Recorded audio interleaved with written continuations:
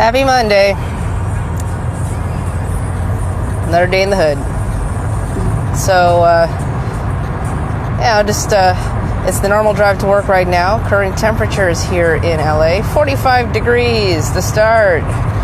And I still don't have Eleanor back, so here I am in the car. And so, live broadcast to pass the time and just to do the thing. So current status on Eleanor is, at this moment, I am not sure if they have started on her service yet. March 7th is going to be officially a month since I haven't had Eleanor, and it's been a little difficult because, as much as I love Pam, I don't like freezing my tuchus off, and I have not taken the time to wire up Pam for heated gear and, dusted my Gerbings set off of the, off of storage and get my heated gear going. So I've just decided, you know what, I have a car, I know how to use it, and honestly, I don't have any more mileage limits on this thing, so it's one less thing I have to worry about. So the car is getting a little bit more work than it normally does, but during this time of the year and how much energy I have to expend on homework and the pursuit of life and liberty, I think that, like as I've mentioned before in previous broadcasts, it's probably easier to save the energy. So 40 blah blah degrees, and I'm heading to my other school with the library, Commonwealth. We're just gonna pop on over here, and not sure what the estimated travel time is, but I've kind of come to the point where I'll get there when I get there. So yeah, well, I hope your weekend went well. I know it's very busy as usual on this side of the universe, and in case you want to know what happened to Friday night's late night 10:15 tilt at Toyota Sports Center. We dropped that game a few points to more points than we did, and at least I'm just glad to get that one over with. We have another game if anyone's interested, 10:15 again at Toyota Sports Center, and that is a start on the NHL rink against some other team.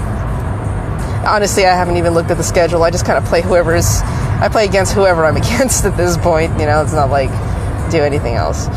So anyway, more Friday night hockey, and then sometime during this week, I'm just gonna try to figure out what to do during class and all that.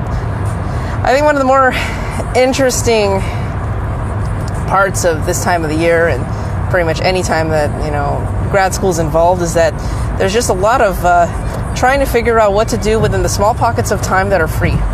And I'm noticing that I'm starting to get good at that again. I used to not have to do that, and, since I was in high school, because when I was in undergrad, that wasn't an issue because workload was nowhere as bad when it was spread out among the 4 classes. But now in grad school, when you have 2 classes that are just as intense as having 4 classes in undergrad, you're just kind of like, oh great, it's all smashed together, and it has to be submitted during certain times because both classes that I have are both hybrids, which means that we only meet in one of my classes, we only meet once every several weeks, and one of my other classes we meet every other week, so it's like a 1 for every 2 week schedule, and then the rest of the modules are completed online.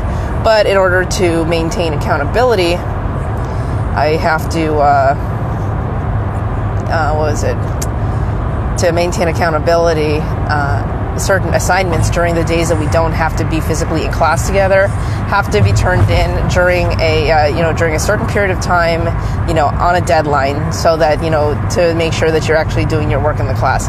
So there's due dates as if you were walking in. So save yourself the commute, but make sure that everything is uploaded online, that sort of thing. So that's pretty much what Sunday looked like for the most part, because I had way too much fun on Saturday.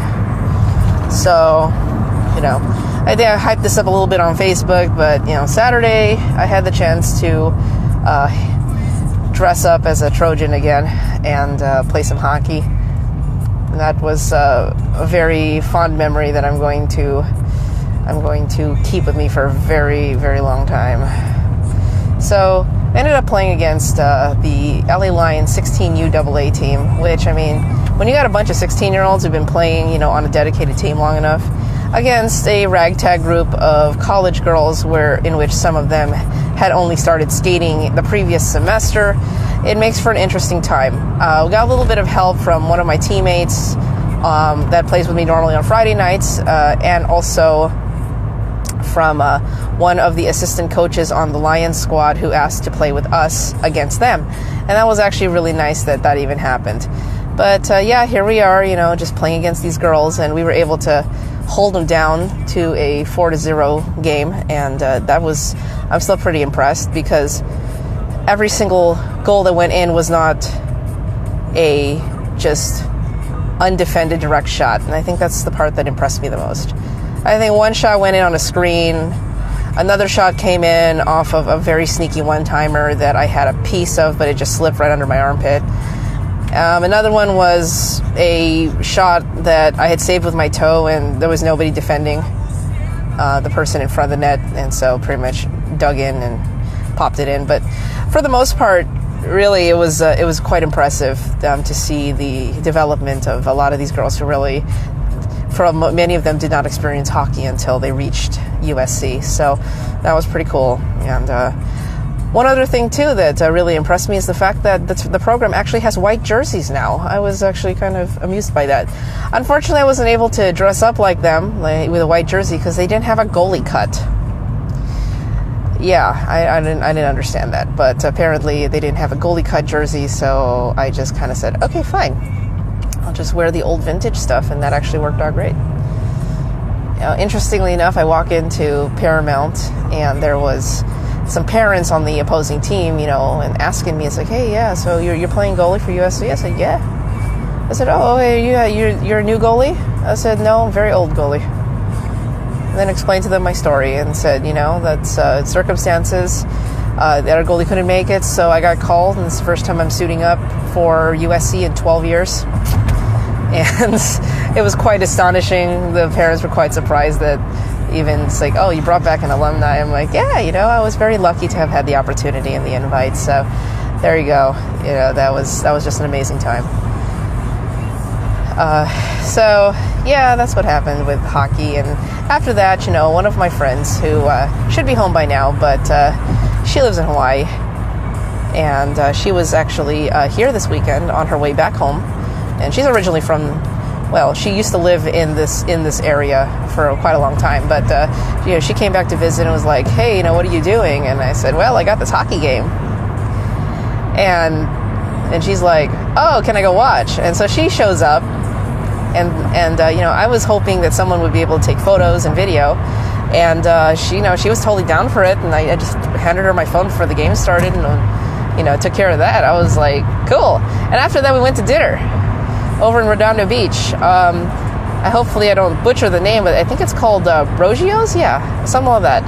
It's on Artesia, right past Phelan, and it's this really nice, decoratively painted restaurant, this Italian restaurant that is so popular that reservations are highly recommended on the weekends. Anyway, we sit there. We're just spending a couple hours just eating dinner and kibitzing and all that fun stuff. And yeah, it was a great time. I definitely recommend that place. It's probably some of the best pasta I've had in a very long time. So very much recommended. I would highly suggest taking friends. It's a great place to just socialize and enjoy. And the wine was good, and the pasta was good, and the garlic bread was amazing, and everything else that goes with it. So I'm just like, you know what? That is cool. I'm really glad that it was great timing, and and I also had another friend show up. So for my buddy Liz, yes, your dad showed up to my game. So yeah, it was fun. He's sitting there. And of course, my friend Linda has no idea who this guy is, and so he's like, "Oh, Christine," and she's like, "I'm assuming he knows you." I say, "Oh yeah, they kind of adopt me." So I'm like, I get to borrow a dad for a while because I've had a shortage of that lately, and it's been quite nice. So that was fun, and so Saturday was cool. Yeah, Sunday was a homework day. Had to do some Panera camping. But, I do have some sad news to, add to this whole mix and stuff. Is if you're a rat owner, and I was actually kind of surfing the Facebook message boards while I was in between writing a couple papers and stuff like that for homework. But if you are a rat owner, an experienced rat owner, or you're a new rat owner and you've had to Google stuff on the internet and you've run across a place called the Rat Fan Club, it is run by a lady named Debbie Ducommun. And Debbie Ducommun is one of the reasons why we even have literature and information about pet rats and how to take care of them. She's been affectionately called the Rat Lady. If there's anyone who knows about pet rats and how to manage them, deal with them, care for them, it's going to be her. And she's really a big reason why many rescues have popped up, and people have been inspired to enjoy rats and things like that. And a couple other things too is that during the filming, but during the production and planning of Ratatouille, Debbie Ducommun was a major contributor and consultant for the animators who were trying to figure out how rats function and how to animate them properly, and that was a big deal. And she lived in Northern California, which was very convenient because with the Pixar studios being in Emeryville, it wasn't really that much of a hike for her to swing over to Pixar and go, okay guys, this is how you deal with rats, this is what you do, this is how you draw them, this is what, here, this is your observation time. It was kind of like the equivalent of when Disney was creating The Lion King, that they had to go to, Africa and observe lions. It was kind of like the same thing, except that they didn't really have to leave and go too far. They just had to go ask the Rat Lady for some advice. Well, unfortunately, I found out yesterday afternoon that Debbie had passed away due to complications to the flu. And, as you know how nasty the flu is this year, this particular strain, unfortunately she succumbed to it. And that left a huge void in the pet rat community, and there's a lot of people mourning her loss right now because of the impact that she's had as a person and as a rat lover. There have been many stories of people who would call her late at night and she would answer the phone and give them the advice and the care of the rats. And she also was one of those who was experienced in doing the tumor surgeries and the other surgeries needed to remove foreign things from rats. And a lot of people who don't understand how that works with veterinary medicine is that in the state of California, as long as you don't charge money, if you're not a licensed veterinarian, if you do not charge money to perform surgery on an animal, it is not illegal to do it. And so Debbie was known for performing those surgeries when she was, within, when people were within, the area of where she lived. But she was known for doing those surgeries free of charge to extend rats' lives and remove these tumors and things like that would just plague these rats. And she was good at it. So, just an FYI, that there is, and it's a little more detailed than that, but basically, if you are an unlicensed, expert, basically, who knows how to do these procedures, you're just not allowed to charge money or use it as a business, Because, if you think about it, and, we go into more rural areas of California with the Central Valley and other things, you probably have experts who aren't veterinarians, but they know how to do things to a horse. They know how to work on a cow. They know how to do stuff, And, if you're not charging the money and you're just taking care of your own people, then it's not illegal. So, that's something. So, yeah, that's not often that I'll mention someone like that. But, a lot of the articles that I grew up with when, learning how to take care of rats and understanding rat behavior and illnesses and things like that all came from Debbie Ducommun. And if you go on Amazon, there's there's multiple websites that she created. The biggest one was the Rat Fan Club, which when Facebook came around became a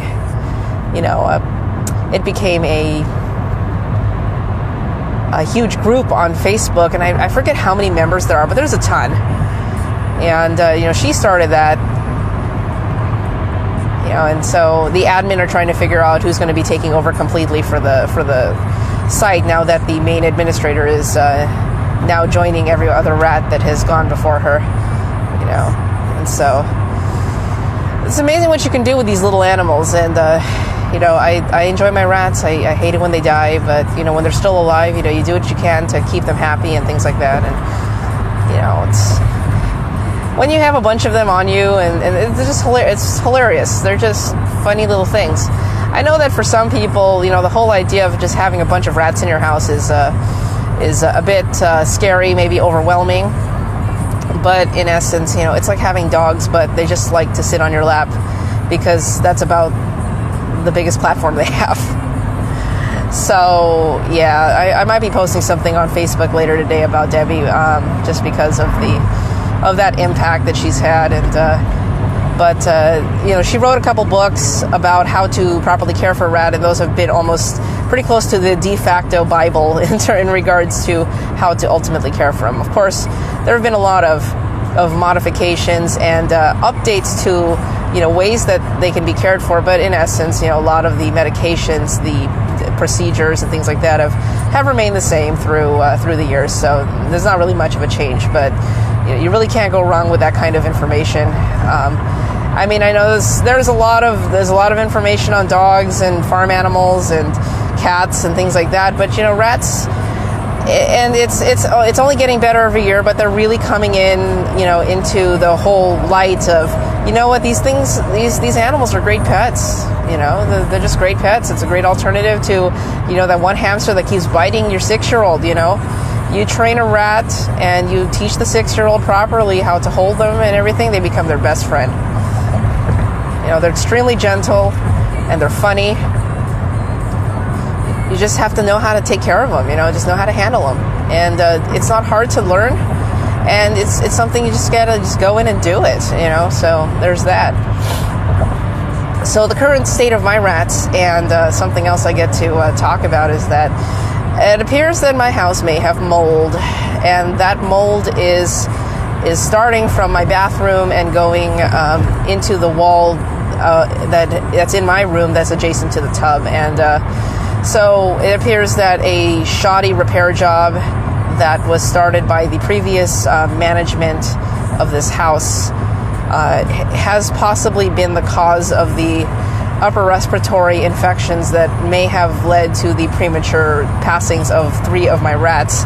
And that is a problem. And one of the reasons why I'm finally realizing this is that as you know, I'm currently fostering 2 large rats right now, and one of them is coming down with some major sneeze and cough and just let you know, if you ever see a rat snot is red. Okay, it looks like blood, but it's not. But this poor guy is sneezing so much that the porphyrin, the rat snot, is all over his nose, and he looks like he ate one too many strawberries. It looks really, really bad. And so what happened was, as of yesterday, all the rats were moved to the living room to be away from the room that has the mold. I'm going to have to probably just bring a fan or something like that and try to just dry up the area or something so that it doesn't continue to be kind of cold and damp and gross back there. And puts it kind of in a situation where my rats are currently in the living room, and that's causing a little bit of an issue with the current dynamics in my house right now. But at this time, I have to protect my animals, and it's kind of sucky. In addition to that, I also have 2 boys on quarantine in the in the adjacent nook area, away from the other cage because they're still in quarantine. And at this point, I just have to make sure that they're okay as well and go from there. So, yeah. So currently, my current rat count is 5 rats, separated on 2 cages. And I think, what I'm hoping is that this issue gets changed, because this is a health issue, and it's affecting everyone. I think the rats are just a bit more sensitive to it, and as you know, rats are notorious for getting upper respiratory infections, and depending on what genetic strain they are, they could be even more susceptible to it because of a weakened immune system. So there's just a lot going on, and it's really annoying. and I just have to make sure that the well-being of my animals is there. That's the thing about rats, and in comparison to dogs, they're different. They have to live in a cage, or at least you have to free roam them properly. But it's not like you can take them out to poop or anything like that. They just kind of do their own thing. So, and right in front of me, it looks like there is a guy who's getting pulled over by a motorcycle cop, which is lovely. So, currently where I am at times, I'm on the 91, so I'm just kind of putzing along here. But, we'll just, do the thing. That's my morning banter as I'm heading to work right now, and dealing with that. Upcoming this week is class at Cal State Long Beach, and I think I might have to just grin and bear it and take the motorcycle to work tomorrow so that I don't have to pay for parking, which is fine. I'm just waiting for it to not be so damn cold in the morning. Let's see what happens to my bike. But yeah, that's pretty much what I got. I'm hoping that everyone else is okay on their side of town, and that you're not dealing with mold in your house, because mold in your house is expensive and annoying. And it's one of the perks about renting. It's actually, there's an advantage and a disadvantage. The advantage is, if there's mold in your house and you're renting it, it's not your responsibility to have to pay for the repairs. The caveat is, you're hoping that they fix it in a timely manner and properly. That's where we're having the problem. It's these guys that part of my room has been screwed up already once before, and I'm really not in the mood of having to relocate everything. So there's that. So yeah, that's what's up for the week. If you're available and you'd like to join me on Friday night, 10:15, the Toyota Sports Center, please come by and watch a game. I've got there's a really nice restaurant up there that does a lot of it's late night bar food and good beer that's actually affordable. They don't gouge you up at the rink. Everybody expects to be drinking up there, so it's a pretty reasonable place. And it's an offshoot of an actual restaurant, so I would recommend just giving them a shot and just enjoying some time with us. Also, there are some plans to go to the Aquarium of the Pacific, and as I've mentioned before, if you are a school professional, as in a staffer, support staff, a teacher, professor at a university, anybody who works in a school with a school ID. If you go to the Aquarium of the Pacific, you can get your tickets for $7 for you and $10 for anyone else who comes with you. So I really recommend this month for March, for Teachers Appreciation Month, go to the aquarium. It's good for your health. But there are plans of me going on Sunday with a friend. And, I want to go feed the lorikeets, and hopefully it doesn't rain, and everything else. So, yeah. So, anyway, that's all I got for today. I know there's kind of big going on here, and, the scoop of the morning, but